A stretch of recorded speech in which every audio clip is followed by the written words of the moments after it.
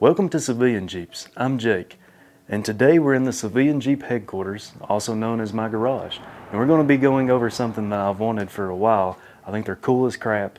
And what is it? Well, it's a CO2 tank setup. This is made by Preece Precision.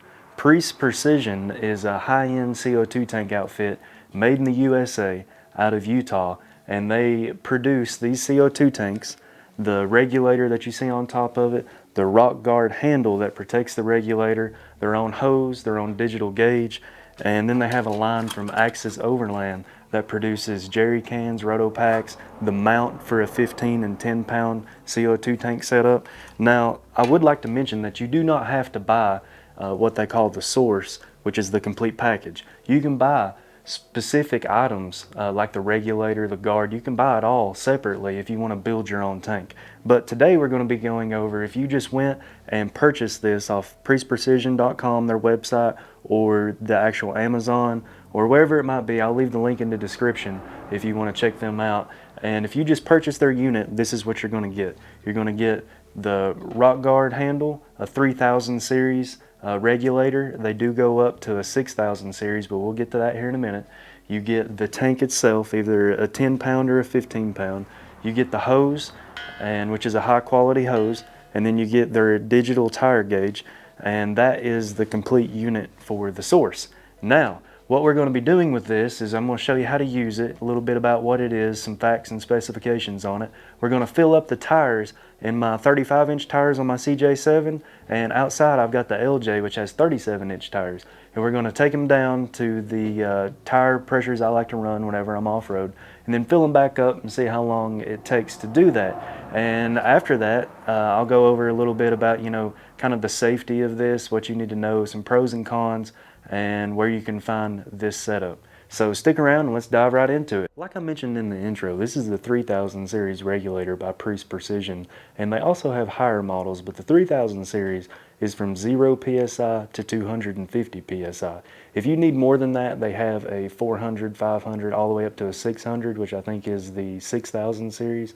But for the source, this unit right here, this is what's going to come on at standard, is the 3000 series, and it's perfect for tire inflation from 0 to 250.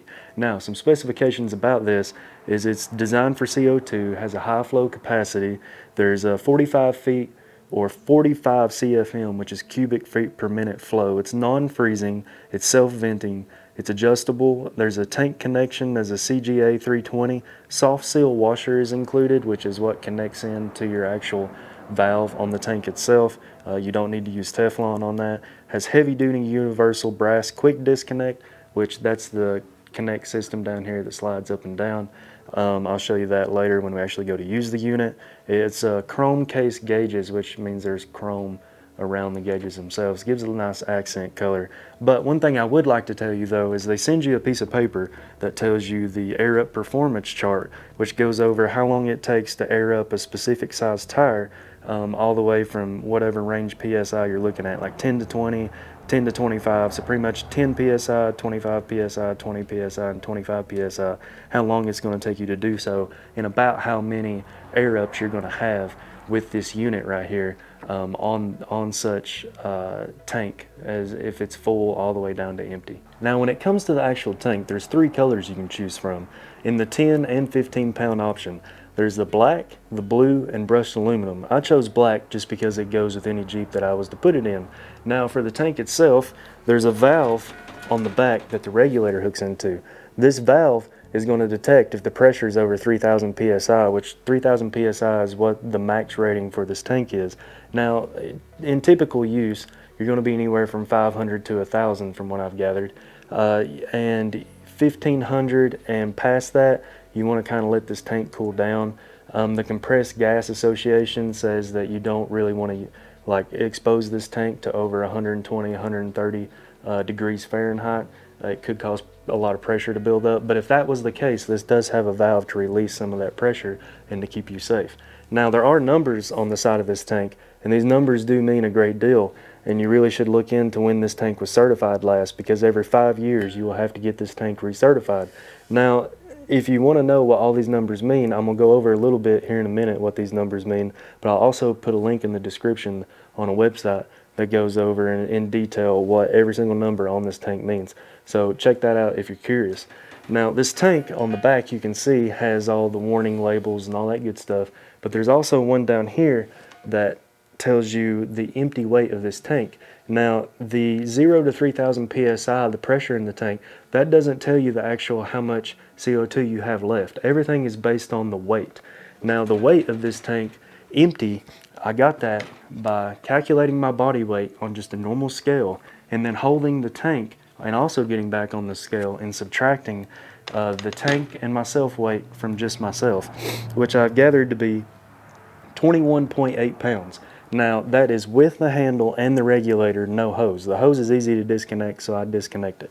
So whenever you take this thing to get filled, though, you want to take the regulator off. Most places don't want the regulator on it because they're going to fill it through the valve, and they don't want to fool with taking the regulator off themselves. But that's just depending on the place you have fill it. Now, whenever I got it filled, I also went and weighed myself, and on the side of the tank I wrote full 37 pounds. So I know that I have around 15 pounds of CO2 in this tank, and this is a 15-pound CO2 tank. So there's kind of a relation there if you're catching on. So this tank, though, is really neat. It comes with this protective boot on the bottom. Just keeps you from scuffing up the tank itself whenever it gets thrown around, and you don't want to throw it too much because, I mean, it is the regulator is fragile. Now, whenever this tank is sideways, you can store it sideways, and that's probably what I'm going to do on mine, is store it sideways in like a platform that I've built in the back of the LJ. But you do not want to use this tank sideways. If you use it sideways, the CO2 will leak out of the regulator, and it'll cause damage to your regulator. Now, if you're on an incline and your tank's slightly tilted, that's no big deal, but you want to keep it as vertical as possible to really not damage anything in your tank if you're actually using the regulator.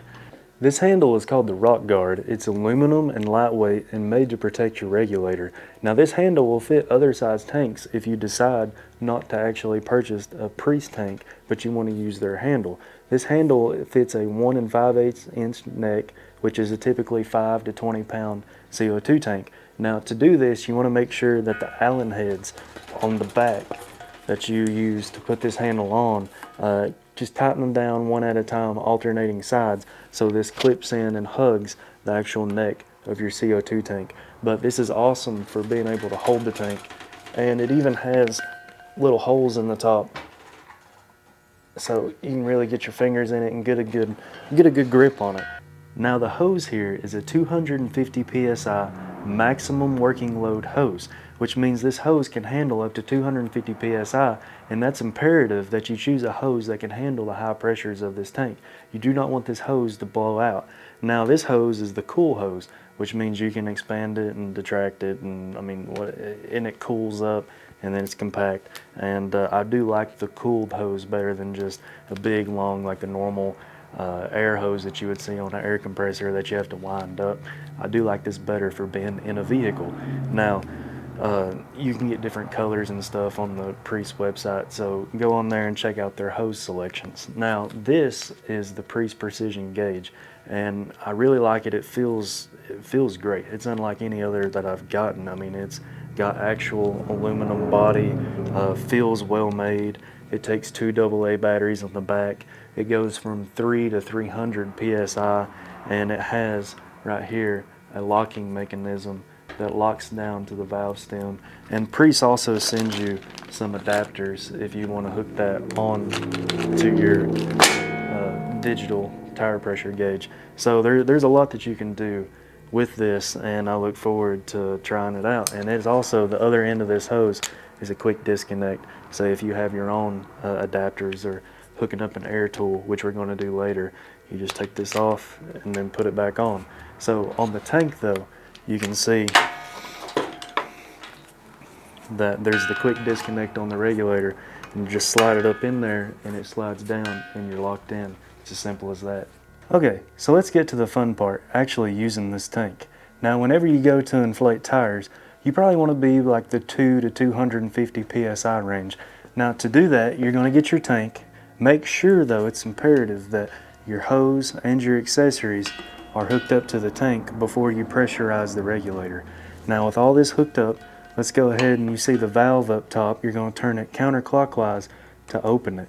And then once the valve is completely open, you're going to see there's going to be pressure in the tank, but now you're able to put pressure into the regulator. To do that, take the adjustment knob on the side of the regulator, turn it counterclockwise as well. And for these tires, like I mentioned, I'm going to take it to about 225. So now let's take this tire from 10 psi up to 25 psi and see how long it takes us. Make sure that your locking coupler here on the tire pressure gauge is fully seated on the valve so it don't slip off. Just put it on there, make sure it's fully seated, make sure your tank's ready to go. Let's go ahead and start the time.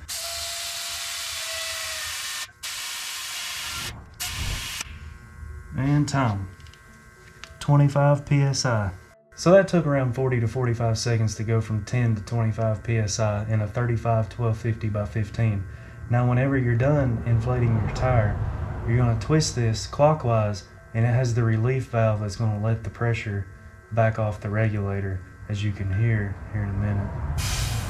That right there. Now to fully bleed everything out of the lines, make sure you hit the button and make sure all the air is out of the system.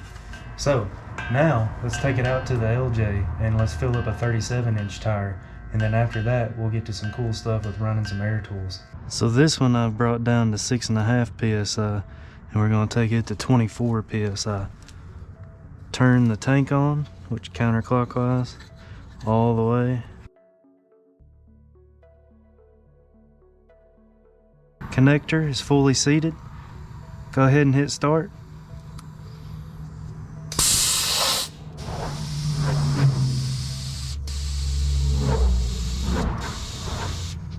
And time, we're at 24 psi on a 37 1250 by 17 tire. We just did 18 psi in a little, well, I mean, it took me a minute to hit the button, but around 50 seconds.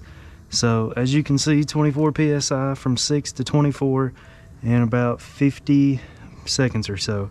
That is crazy. Like, that's really cool. So one of the other things that I want to mention is just some of the air tools and other functions besides just inflating tires. So this here is an air impact gun. It's used for breaking stuff loose. Specifically, a lot of people use it for taking off lug nuts on their Jeep or off-road vehicle. So go ahead and open.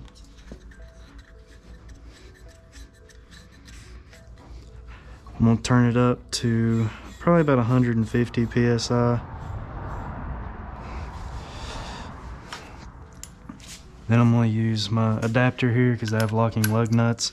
Make sure I turn it to reverse 3. Put it on there.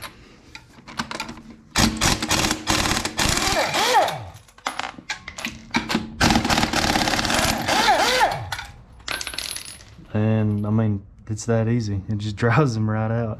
That's the power of air right there. So another use for it, let me switch over. Another use could be this ratcheting air wrench right here.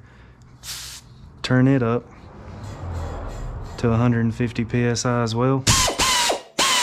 And no more just cranking of the drive. You've got air, an air wrench right at your fingertips with the power of CO2.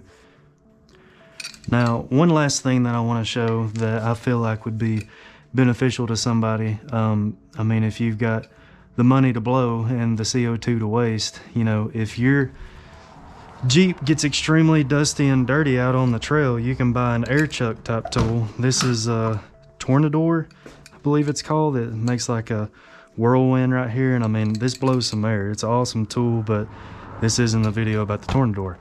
Anyway, say that you want to blow your Jeep off. I mean, you can literally blow all the dust. out of your Jeep, out on the trail with this system right here. That is cool. So on the tank, I do want to mention these numbers. As you can see, there's a DOT number. That means that it is safe to transport this in a motor vehicle. It means it's safe and legal as well. That would be your serial number. And then the one that you really want to look for is over here, especially if you're, say, purchasing a used tank off of somebody, or somebody besides Preece Precision you're purchasing a tank from. The first number is going to be 06. That means that it's June of 2022 when this tank was certified, which means in 2027 of June will be when the 5 years is up and I'll have to have this tank recertified. So definitely look for the number on the side. As you can see, this one's a C, some of them's a A. That's just dependent upon the company that certifies the tank itself. So I mean, don't really worry about the lettering in the middle of the date nomenclature there. Just look for the date itself. That's the big key factor here. So before I wrap up, I want to talk about some of the pros and a couple of the cons of a CO2 system. Now you might be thinking, what cons could there be? Well, there are a couple, and I want you to be well aware of this before you purchase a CO2 tank like this. So let's go ahead and go to the pros. As you know, it airs up tires extremely quick. I mean, a 35, it aired up in about 40 seconds. My 37, 18 PSI went in that in under 50 seconds. So you really got to think about, the time it's going to save you out on the trail. Not only that, this doesn't require a battery. Think about the amperage drawn on your vehicle when you plug in single and dual cylinder compressors, and to be able to run those units to plug up your tires. Now, or air up your tires, I mean. Now think about, say you're at a place where you need to be quiet and you don't want to disturb your neighbor. The compressor is obviously going to make a lot of noise.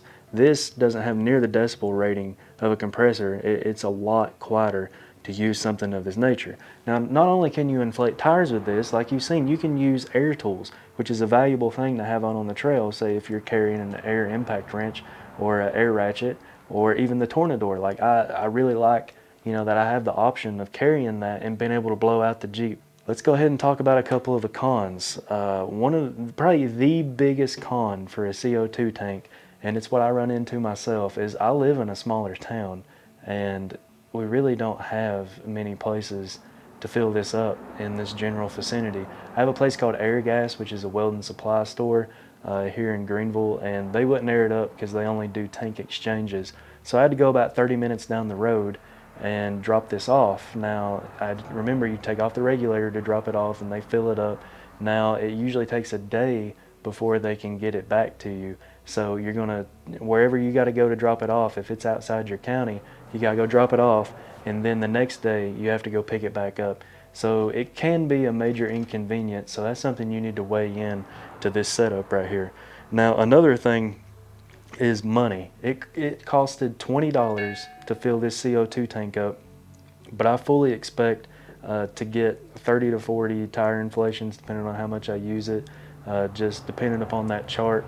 Make sure you take a look at the chart for your application, and that's really all the cons that I can think of this system right here. It's going to take up a little bit of room in your Jeep, but I mean, a compressor is also going to take up some room. So it's really, the pluses or minuses, like what you value in one area and what you can live with in another area.